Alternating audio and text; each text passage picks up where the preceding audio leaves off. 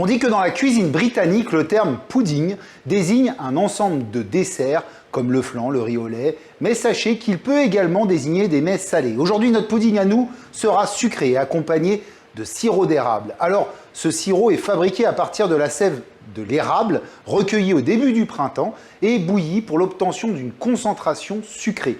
Cette méthode nous vient du Canada et le sirop d'érable est à ce jour populaire, très populaire même, en Allemagne et au Japon. Et comme chez les food cuisine, les bonnes choses sont les bienvenues, alors nous, on va faire une recette avec ce sirop d'érable et pour cette recette, on va faire un pudding au sirop d'érable. On va commencer tout de suite notre recette par faire un caramel de sirop d'érable, d'accord? Donc pour ce, on va prendre une casserole dans laquelle on va mettre du sucre cassonade. Voilà, on va mettre un petit peu d'eau dans notre casserole. Voilà, comme ceci. Et on va mettre notre feu à 10 sur 10, juste le temps, en fin de compte, que notre sucre fonde dans notre eau. Vous voyez, là, ça commence à bouillir. Mon sucre commence à fondre. Et je vais ajouter mon sirop d'érable. Je fais bouillir un peu. Alors, je vais monter à peu près à 150 degrés. Donc, dès que je vais avoir une belle densité, je vais pouvoir m'arrêter. Voilà. Moi, perso, la texture me plaît bien. Ce que je vais faire, c'est que je vais le décuire. Donc, pour le décuire, je mets l'équivalent d'une cuillère à soupe d'eau. Voilà. Et là, je sors du feu. Superbe. Notre caramel de sirop d'érable est prêt. On a une belle texture. On peut même le décuire encore un tout petit peu, vous voyez. Alors, à quoi ça sert de décuire un caramel? Ça sert à stopper sa cuisson. Hein, à éviter qu'il continue à cuire. Vous voyez, là, regardez, mon caramel, toute sa cuisson s'est arrêtée. Et là, il va se densifier tranquillement. On va être vraiment au top. OK? Je le réserve sur le coin du poste de travail jusqu'à utilisation.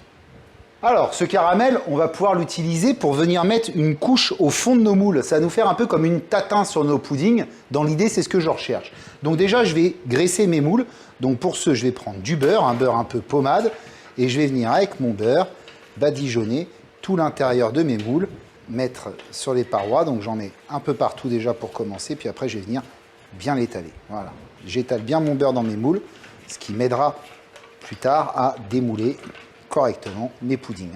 Je vais finir mon caramel tranquillement avec une petite lichette de beurre pour lui apporter encore plus de gourmandise. Donc je prends un fouet et je vais venir mettre un petit carré de beurre dans mon caramel qui est encore chaud. Donc mon beurre va tranquillement fondre dans mon caramel. Pour les gourmands, on pourrait même mettre du beurre salé. Hein. Ça sera très bon aussi. On prend nos moules et on va verser du caramel sur 3 mm d'épaisseur au fond des moules. Alors ça, je le fais au départ parce que moi, je veux que mon caramel y prenne au fond de mes moules. Je vais réserver au frais jusqu'à ce que le caramel durcisse. On va pouvoir maintenant s'attaquer à notre pudding, le cœur nucléaire de notre recette. Déjà, on va préchauffer notre four à 180 degrés, chaleur tournante. Ensuite, on va s'occuper de faire tremper nos petits raisins. On va les prendre, les raisins blonds, on appelle ça. On va les faire tremper dans du rhum. Donc on met les raisins dans un bol et on met le rhum par-dessus. Voilà, comme ça. Les petits raisins vont s'imbiber de ce rhum et vont regonfler un petit peu dans le rhum, se gorger de ce rhum. Et c'est eux qui vont m'apporter l'alcool dans mon pudding, d'accord? Je réserve cette préparation sur le coin de mon poste, comme ceci. Je vais m'attaquer à mon pudding en lui-même. Donc le pudding, ça se fait avec des restes de pain, en général. Moi, je suis assez gourmand et puis je suis français. Donc moi, ce que j'aime aussi, c'est les croissants. Et je me suis dit, bah tiens, on va faire ça avec des croissants, des restes de croissants. Hein. Des croissants rassis. Hein. Ça permet de passer les restes, un pudding. Donc si vous avez du pain, vous pouvez remplacer mes croissants là par du pain. Hein. Et je vais couper mes croissants en tranches assez épaisses, hein, je ne m'embête pas trop. Ensuite, ce que je vais faire, c'est que je vais faire chauffer mon lait. Donc je vais prendre du lait et je vais ajouter dans ce lait, parce que moi j'adore ça, j'ai vécu quelques années à Madagascar, donc je mets toujours un peu de vanille moi dans mes desserts. Surtout dans ce petit dessert, ça va être très sympa. Donc je fends en deux ma gousse de vanille comme ceci et je viens récupérer à l'intérieur de cette gousse les petites graines, tranquillement, avec la pointe de mon couteau. Superbe, je ne perds pas une miette, je mets tout dans ma casserole, avec la gousse. Je vais partir sur un feu Alors là, je veux juste le tiédir, hein. Je veux pas qu'il bout. Donc je vais mettre sur un feu à 3/10. Et là, les amis, on va faire la partie la plus compliquée de la recette, hein. C'est l'appareil du pudding. Donc non, je me moque un peu de vous. C'est vraiment très très simple. On va prendre un œuf entier qu'on va casser et qu'on va mettre dans notre saladier. Voilà. On va également prendre un jaune d'œuf uniquement là maintenant. Donc un œuf pour un jaune. Donc là, je casse mon œuf. Je clarifie mon œuf en mettant le blanc dans un petit saladier. Bien évidemment, ce blanc, je l'utiliserai dans une autre préparation sur le site. Vous trouverez largement votre bonheur. Vous tapez dans la barre de recherche blanc d'œuf et ça va vous donner toutes les recettes que vous pouvez faire avec. Ensuite, dans ce mélange, je vais ajouter le sucre. Et dès que je mets le sucre, je prends un fouet et je mélange avec mes œufs. Je blanchis mes œufs. Alors on ne peut pas dire tout à fait blanchir parce que en vérité, vous voyez, il n'y a pas beaucoup de sucre. Donc ils ne vont pas énormément blanchir mes œufs. Dès que mes œufs sont bien battus en omelette avec mon sucre, je vais venir ajouter mon lait qui est tiédi. Alors je le fais tiédir pourquoi? Pour que ma vanille infuse en vérité, hein. Là voilà, il a bien tiédi.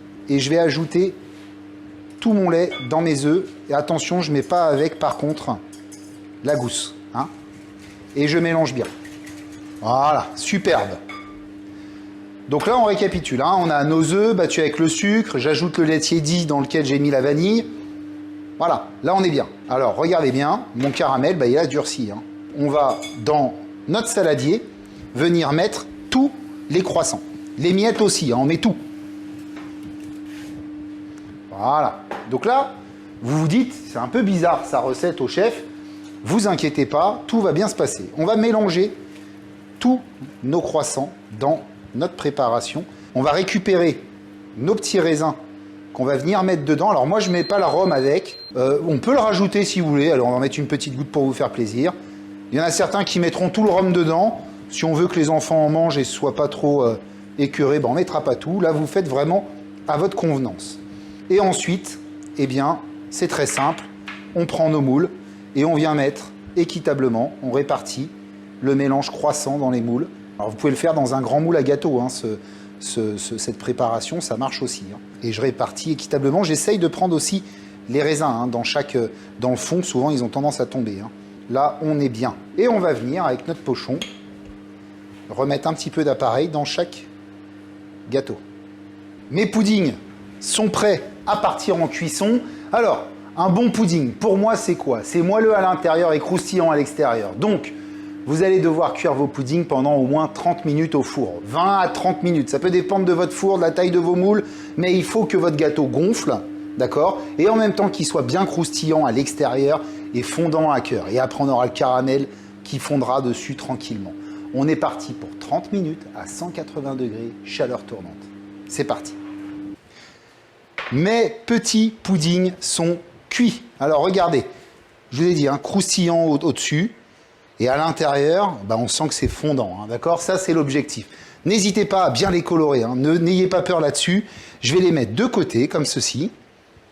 Le temps qu'ils refroidissent un peu. Moi, j'adore le pudding tiède, un peu croustillant à l'extérieur, mais tiède à l'intérieur. Et ce que je vais faire, c'est que moi, le pudding, je l'accompagne avec des saveurs, avec des choses. Il faut être gourmand. Donc, on va se faire des petites cacahuètes salées dans une poêle et je vais les torréfier. Donc, je vais me mettre à un feu à peu près à 6/10. Superbe. Là, vous voyez, mes petites cacahuètes sont bien chaudes. Elles ont commencé à très très légèrement colorer. Ça me convient parfaitement. On est au top. On réserve sur le côté de nos petites cacahuètes. On va se prendre un pudding. Hop. Parfait. Ce que je vais faire, c'est que je vais prendre une cuillère à soupe et je vais prendre un petit peu de sirop d'érable nature comme ça que je vais couler là comme ça dans mon assiette. Des petites cacahuètes là. Salé. Regardez ça. Top. Et alors là, le côté franchouillard, une petite crème d'Isigny, toute simple. Voilà, et qu'on va venir déposer tout simplement sur le dessus. Ma recette est terminée. Alors, il est grand temps pour moi de goûter. Et là, je peux vous dire que je ne vais pas laisser passer mon tour. Donc, je plonge dedans direct. Je vais chercher au fond. Je me fais la bouchée parfaite. Je vais essayer de ne pas me brûler, hein. Je suis gourmand, mais intelligent quand même. Alors, je ne sais pas par où commencer. On a notre pudding qui est merveilleux, caramélisé à souhait avec le sirop d'érable. des petits raisins qui viennent nous apporter leur rhum, des cacahuètes salées qui sont géniales avec tout ça, un petit peu de sirop d'érable et alors la crème d'Isigny qui apporte de l'acidité en fin de bouche, c'est génial. Je suis food pudding.